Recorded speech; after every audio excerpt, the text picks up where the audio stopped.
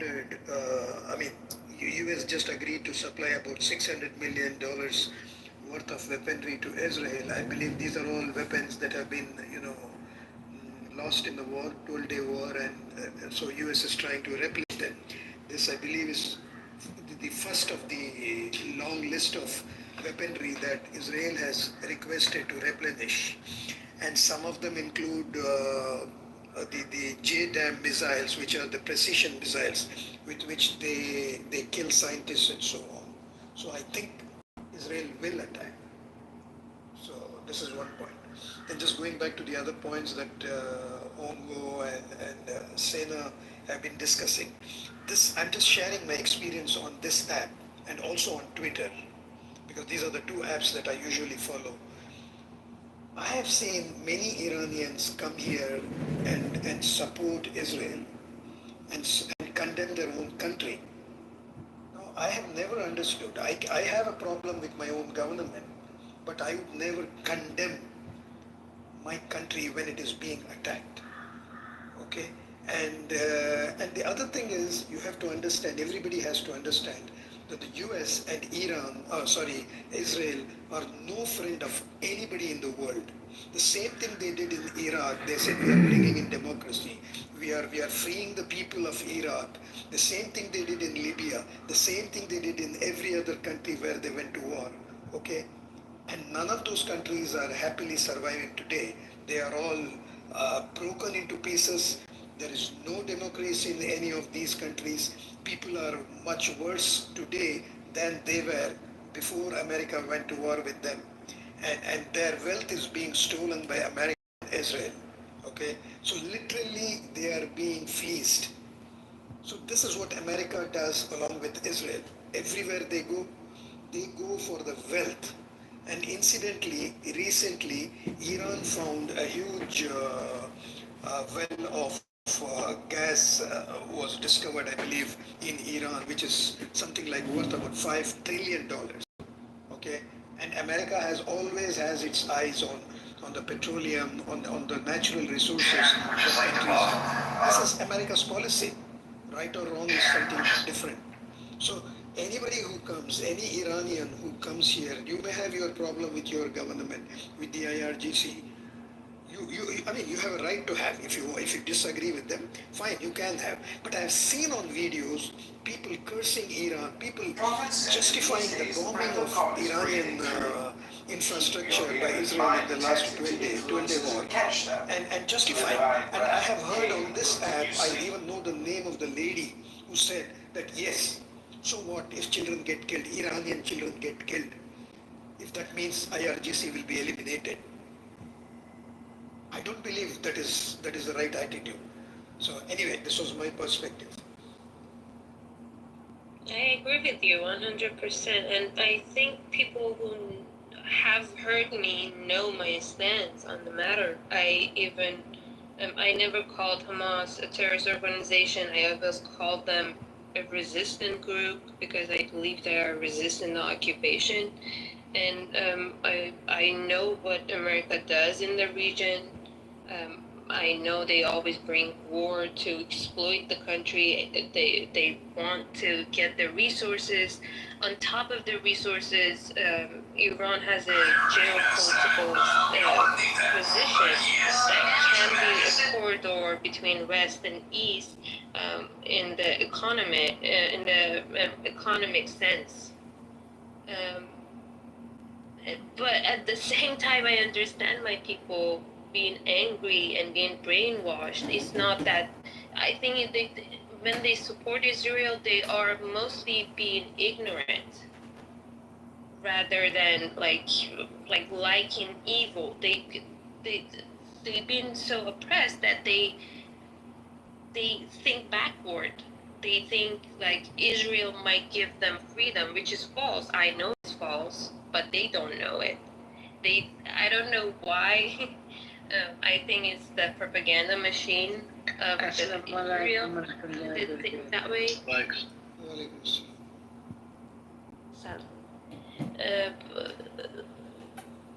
And they have this stupid stance, but I think it's from not knowing the reality, not knowing the history. And Brother Fayyaz, I have a question for you. How many Iranian did you see? How many of them?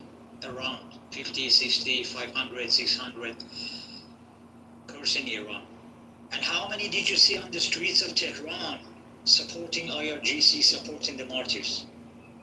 Can you please tell me the difference between the numbers?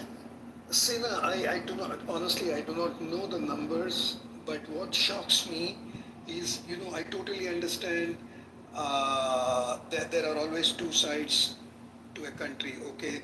One pro-government, one anti-government. I totally get that. It happens in every country. Iran is not an exception. But the number of Iranians, you know, who are supporting Israel simply because they are opposed to the Iranian government and IRGC. This I have not seen where do they live and how many are there?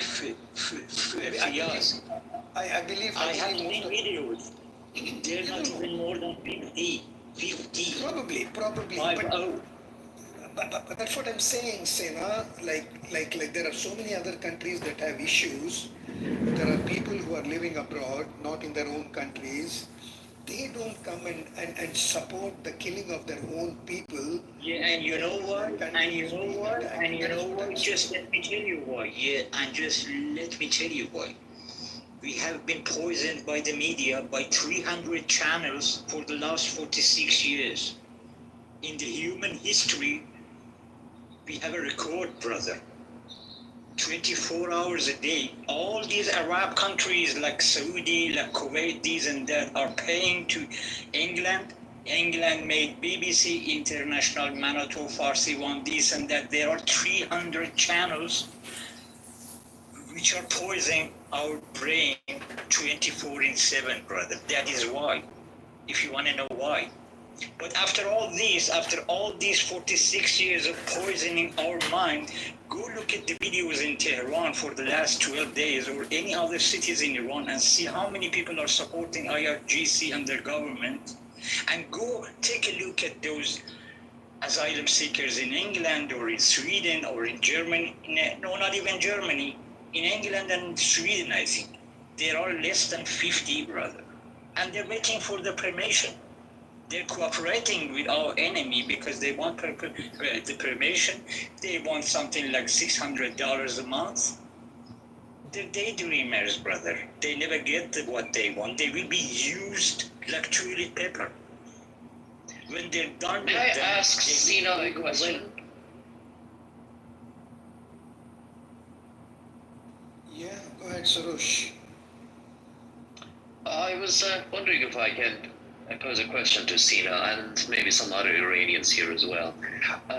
Is it just a matter of media brainwashing, and which of course does exist quite tremendously, or is it something deeper associated with the Iranian psyche? If you look at the history of Iran for the past 150 years, there was no shortage of Iranian traitors at different levels of society.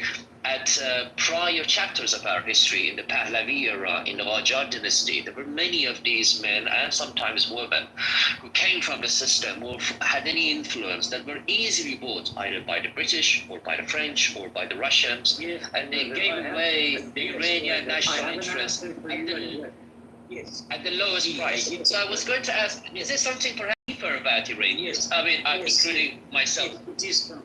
Yes, it is something deeper, brother, because we have been a colony for the last 300 years. They have never let us think. They have never let us know the truth. Even in Safavi, that we were a big power, they had missionaries in Iran from Spain and Portugal and England. They were poisoning people's mind that your country is that, your country. No, you're never gonna grow. You're nothing.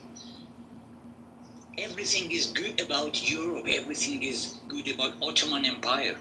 For 300 years, brother, we have been poisoned.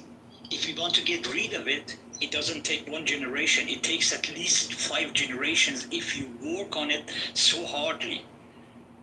And now we are in the 4th generation. And now, alhamdulillah, shukr khuda, now our situation is much better than 40 years ago.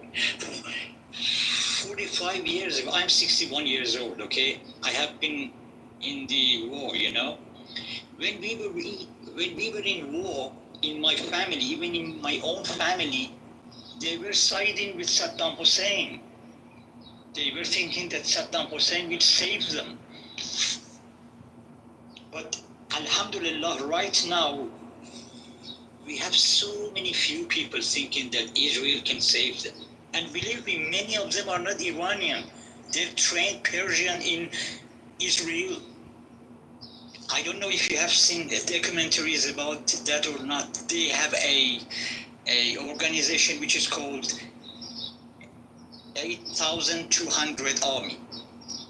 Every day they train Persian. They teach Persian to some people.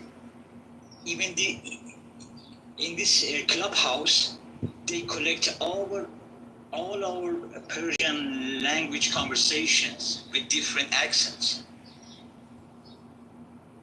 And they use it against us. We are alone. This is a nation who wanted to be independent 46 years ago, and all the countries on earth were helping Saddam Hussein, and then after Saddam Hussein, Israel and this and that against us. But here we are now. We have destroyed half of the occupied Palestine in 12 days. And Fayaz said that they will attack us again. Fayaz, I give you my word for that. They will never attack us in the next 30 years, brother. But inside Iran, yes, they have a lot of programs. Now they're working with Komil Demokrat, Mujahideen Khalq, Jaish al-Adl, Khalq Khuzestan, Khalq Azerbaijan, Khalq Turkmen, and Khalq Kurdistan. They are paying them big money to do it from inside. But from outside, brother, I give them my word, they will never attack Iran again, because what they have seen in, I want you to go to Facebook, there are many reels available there, and you can see what we have done with them. Yes, BBC don't show you, CNN don't show you. If you want to see the truth, go to Facebook. There are many reels in there, and they will show you what we have done with them.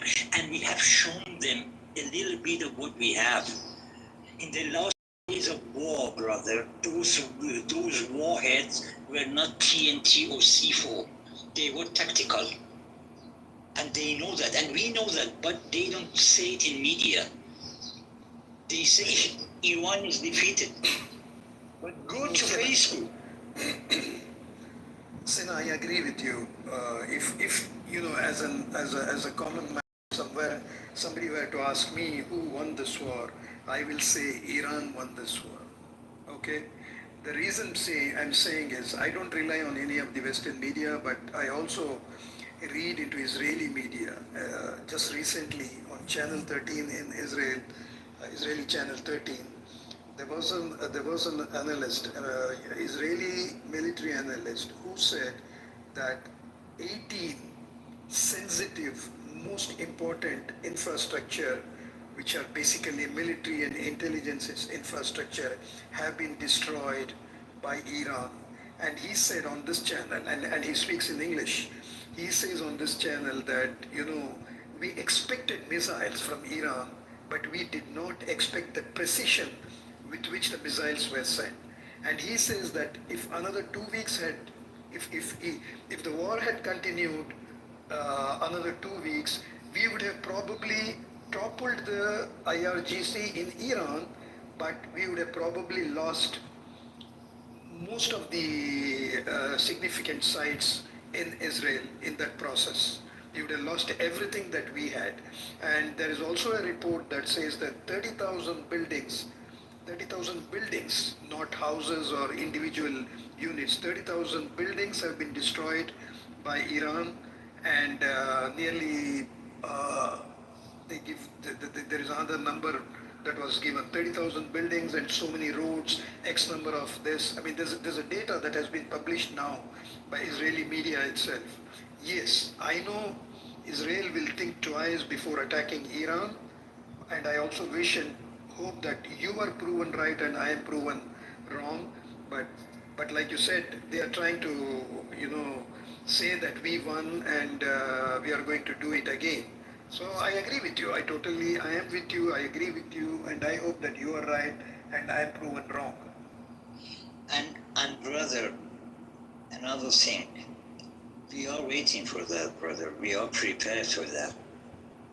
We have made many missiles, many drones and everything. And there we have Sweet Ball. He says, yeah, killing people is your profession, Sweet Ball. But you know what I'm proud of is that my generals goes into the front and they die to keep their country safe. They're not like yours. Yours will go to Greece and Cyprus to hide, you know, under the tunnels. No, my generals are underground. They will die, they will get martyred for their country, and that's what we are proud of. And you will never understand that because you only believe on this life. We believe on the other side as well. We believe in martyrdom, but you don't. But Mr. Sweetboat, kill us as much as you can. The more you kill us, the more we get succeed. That is what we have shown you in the last 46 years. Sweet Bull writes that Iran has older technology. That is actually false. The missiles that they used, they are supposed to be, the missiles that were sent into Israel, they are supposed to be about 10 to 15 years old. And Iran said not even use the latest missiles, latest technology. And after the war, Iran, if the news reports are to be believed, maybe Sena or G can confirm, after the war, Iran has signed, is negotiating with the Chinese to buy their air defense system, including the J-10 fighters, which are supposed to be the most advanced fighter today in the world. They can beat literally French Mirage fighters, and they also say that it can match F-35s. So Iran is negotiating with China to buy these weapons, and Iran is not going to sit. The whole Arab world, they may side with America because they are either traitors or because they think siding with America is beneficial financially for the kings and the queens and the crowns. But the fact is that every Arab country today is, in the bottom of their heart, they are happy that there is Iran over there to counter Israel, because they know at the end of the day, they are never able to say no to Israel, and any day they say no to Israel, Israel and US will attack and destroy that country. So now they know that there is Iran. They may not agree with Iran, they may hate Iranian or IRGC and so on, but they are happy that Iran is there as a counterweight in the Middle East to Israel. So this is very important. And Iran is getting stronger, Sweet Bull. Actually, they were stronger, much stronger than what Israel expected. And I will share the name of that analyst who speaks on Channel 13, so that you can try to Google and find out that clip, that video about him talking about Iranian power. So the point is that Iran is much more powerful than the whole world expected, and it's only going to get much stronger. That's it. And even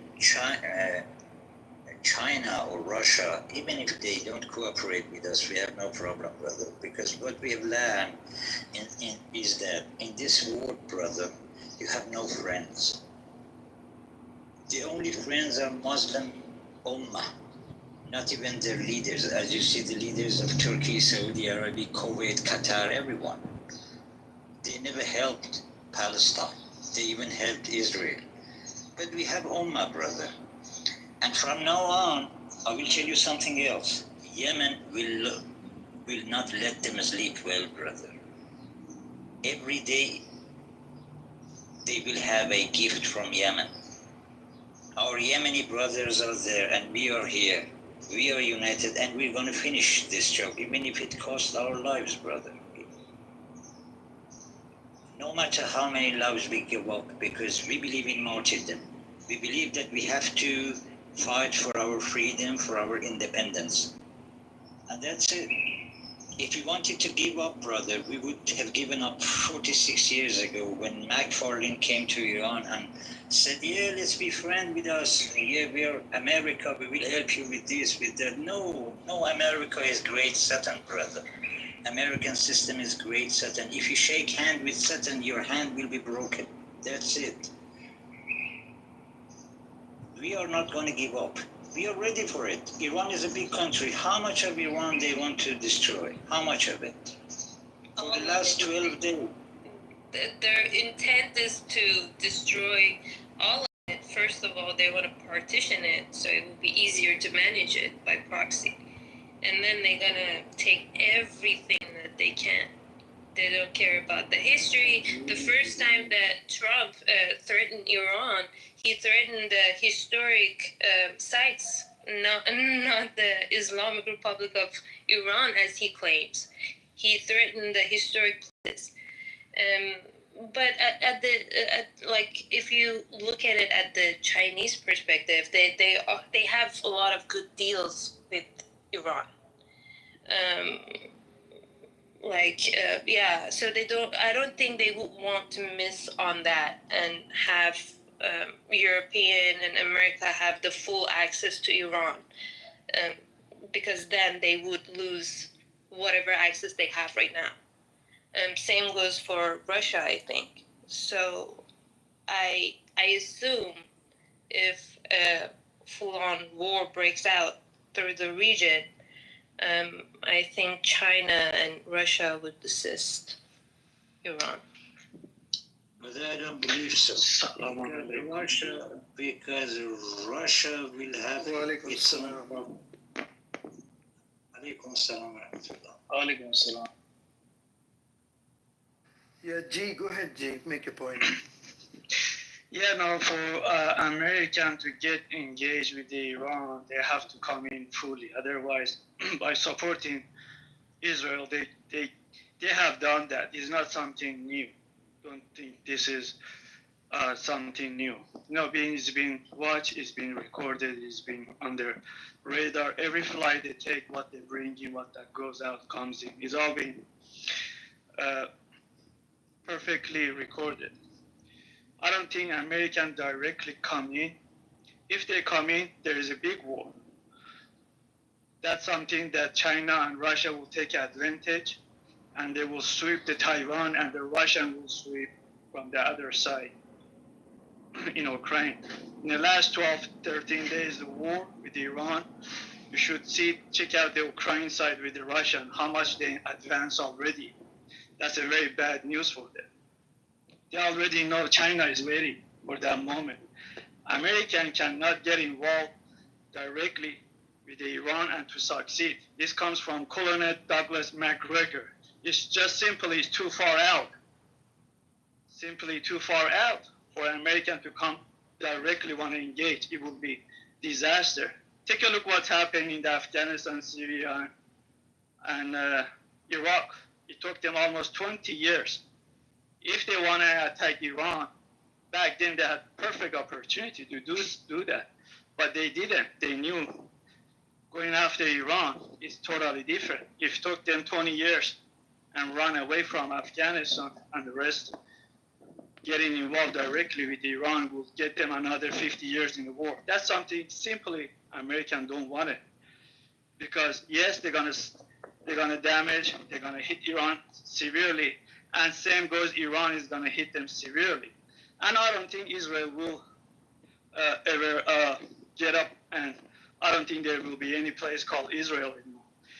The war between Iran and Israel, Iran is not for the Israel. Iran is waiting for the American to come in. It's a big trap for them to come in. American noticing that is a big trap because they fall for the Yemen. They got so much hit. And their navy, they were hiding from the media. They know if they come across a region, they have to bring those big, giant target of those air carrier. They're not safe anymore. 50, 70 years ago, those air carriers were something we can count on them. Not today. Those air carriers are as much as they are dangerous, they are very vulnerable. from 1,000 miles, they can get hit with a missile. Before Iran hit them, Yemenis will hit them. Even if Yemen doesn't hit them, China will hit them. And some other countries that will come across, and Iran will hit them. No? So you gotta think about it, how American wants to come across. And brother, you know, in the last 2 weeks, it was not Israel we were fighting with, actually. It was France, Germany, USA. They were helping them. Yes. Oh, They were helping them. Azerbaijan, Turkey, you know, everyone. But So, by the way, Azerbaijan is in deep trouble, yeah, from the Iran and Russia. From two sides, Azerbaijan is in deep trouble right now. Very soon, you guys are going to hear very bad news for the Azerbaijanis. I know Sena, you're right to say that Iran fought against the European Union, the USA, and almost every other country in the Middle East. And you know what? Some of the Iranian missiles had to dodge nearly four interceptors, that is, interceptors from four locations. One in the Persian Gulf, one in Jordan, one in Iraqi territory, and finally within Israel itself. They were still able to reach Israel and hit the targets.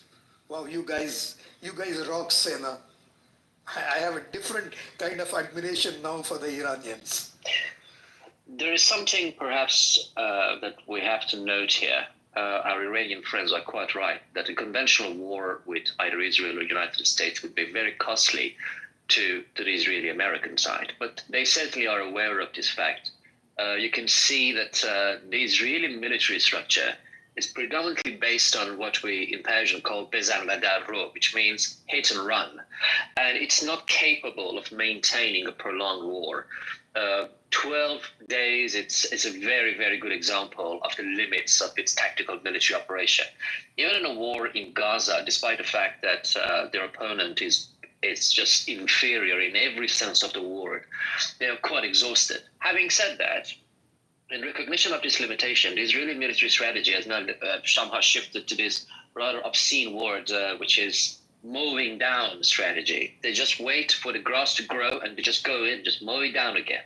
So for Iran, I don't really think it's really quite likely that there would be a conventional military campaign in a prolonged period of time, because that certainly is not in the advantage or in the interest of either Israel or the United States. They would not do something that is detrimental to them.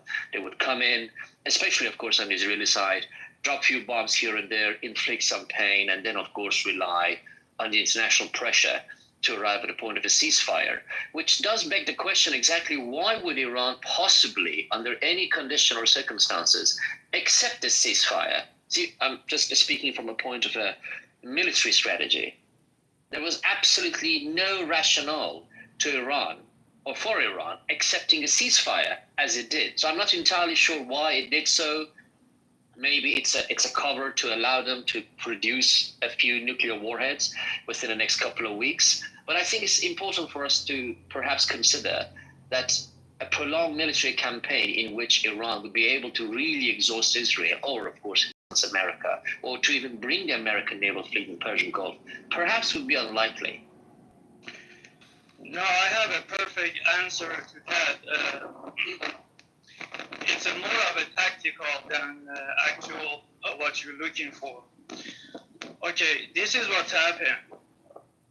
They took Iran on a surprise attack. Okay, there was a lot of inside traitors, like they've been preparing this war for 10 years. Cutting Iran in a surprise.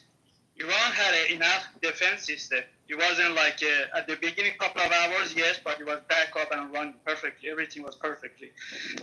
And you will be very surprised later down the road, you will hear that how many Iran had down the F-35, 16, and so on. It's just not for the public to see. That's just a very serious matter for the high official. And that's on the side. So for Iran to bring their best the air defense system turning on, it wasn't a perfect time, because Iran find out that there's a lot of these little small drones are flying around. they had to get rid of it. So it's more of a tactical. To continue, yes, they could continue with the same scenario, but they could have get hit. Could have get hit. From the other side, Israel was getting so severely hit. Iran to try to manage this, to not to go further, escalate this, and take care of this little bunch of traitors, spy, and get rid of and clean the mess inside. That was a surprise. There were so many. You guys see, there was a 3-story building was full of the drone, this and so on and all that. So Iran is going to take care of that. They had whatever surprise they had, they brought them on the table. So there is no more surprise. Iran will take care of this, and Iran on the next round is much more ready than this one. This defense system that Iran has, no doubt, is working perfectly. That's absolutely no doubt, because I know that because it's been down many airplanes.